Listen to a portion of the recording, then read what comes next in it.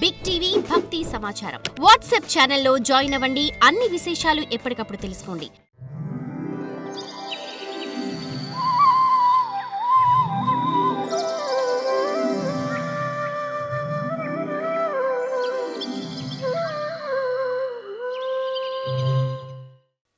పదిహేడవ అవతారం ఇక తతసప్తదశే జాతః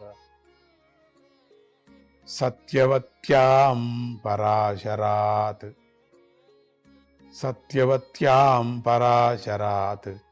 చక్రే వేదతరో శాఖ దృష్ట్వా పుంసోల్పమేధసః. ఇక 17వ అవతారంలో భగవంతుడు పరాశర మహర్షికి సత్యవతి యందు కృష్ణద్వైపాయనుడై అవతరించి మానవుల అల్పమైన బుద్ధిని కలిగి ఉండటాన్ని చూసి వేదమనే మహావృక్షాన్ని శాఖల రూపంగా విభాగం చేశాడు. ఈ పనితో ఆయనకు వేదవ్యాసుడనే పేరు వచ్చింది. వేదవ్యాసుడంటే వేదాన్ని విభాగం చేసినవాడు అని అర్థం. ఇది భగవంతుడి 17వ అవతారము.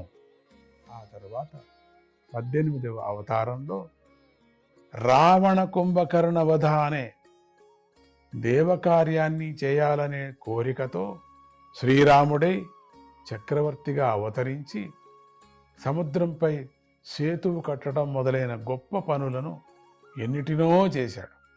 19వ అవతారం 20వ అవతారం, అదాది 19వ అవతారము. ఇక 20వ అవతారము శ్రీ మహావిష్ణువు 19వ అవతారంలో యదువంశంలో బలరాముడిగాను, 20వ అవతారంలో యదువంశంలో శ్రీకృష్ణుడిగాను అన్నదమ్ములుగా అవతరించి భూభారాన్ని తగ్గించాడు. 21వ అవతారం ఇక రాబోయే కాలంలో కలియుగం ఆరంభమైన తరువాత దేవనిందుకులైన వారిని మోహపెట్టేందుకై మగధ దేశంలో బుద్ధుడనే పేరుతో జినపుత్రుడై భగవంతుడు అవతరించగలడు. సూతుడు భాగవతాన్ని శౌనకులకు ఉపదేశించిన సమయానికి బుద్ధావతారం జరిగి ఉండలేదని గ్రహించాలి.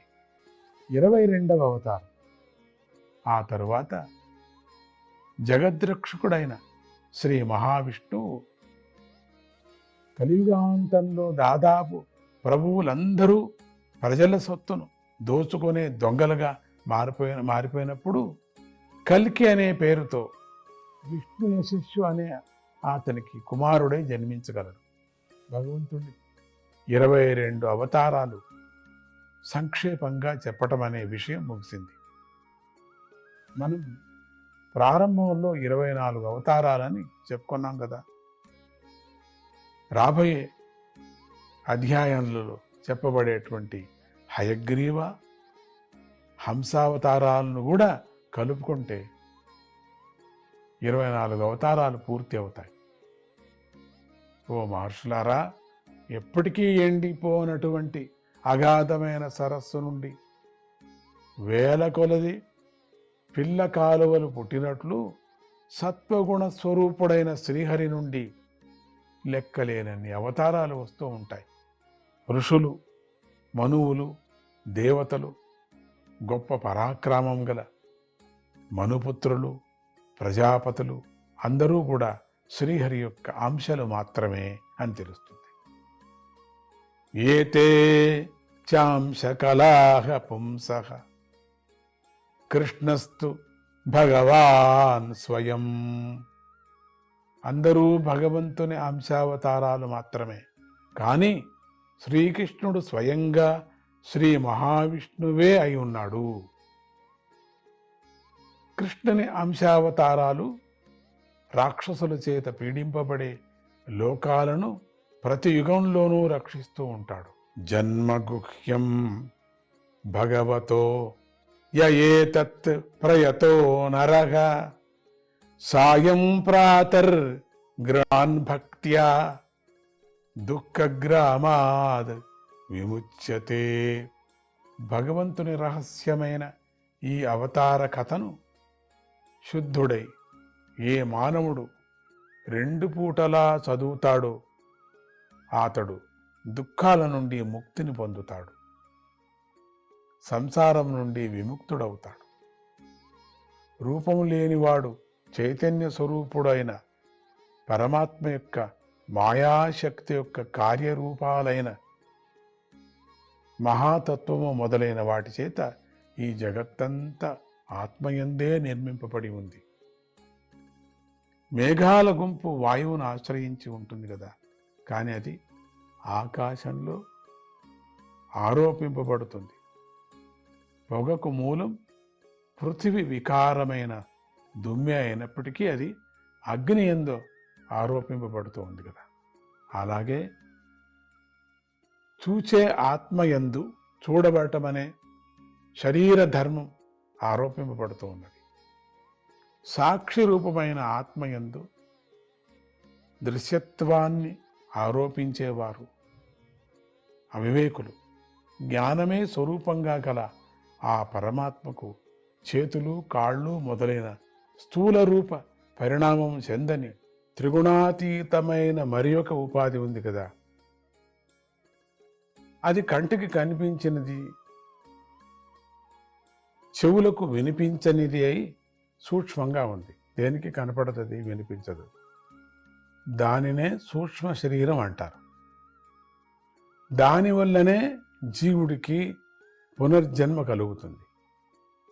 ఎప్పుడైతే మానవుడు ఈ 2 స్థూల సూక్ష్మ రూపాలను అజ్ఞానంతో ఆత్మయందు కల్పించకుండా ఉంటాడో,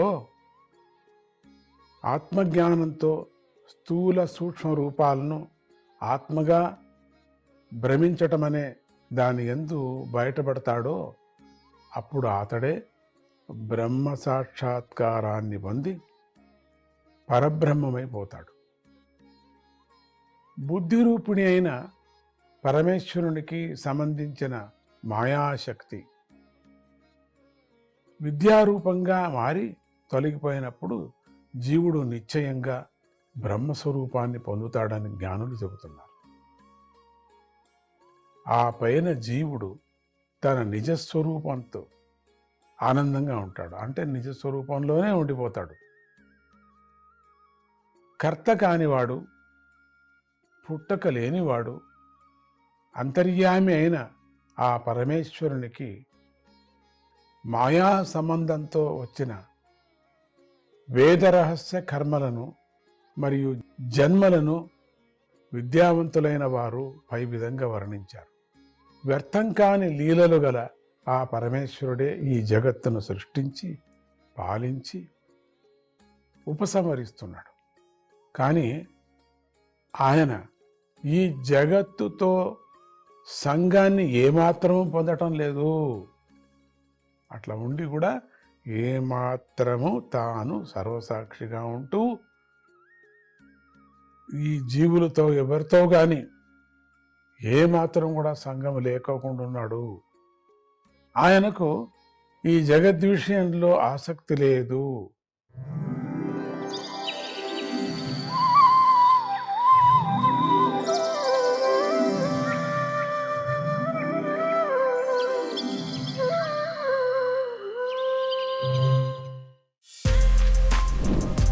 For more videos like this, subscribe Big TV channel.